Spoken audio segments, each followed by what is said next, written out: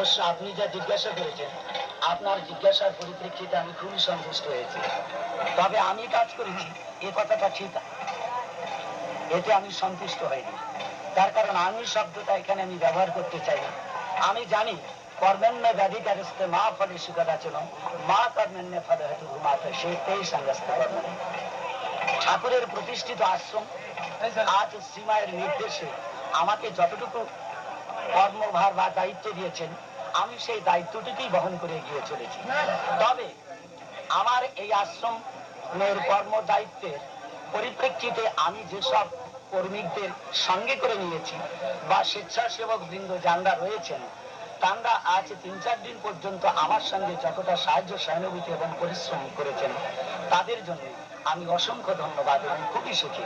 আশা করি ঠাকুরের প্রতিষ্ঠিত আশ্রমে এমনি করে সাহায্য সহানুভূতি আমি পেলে সত্যিই কৃতার্থ।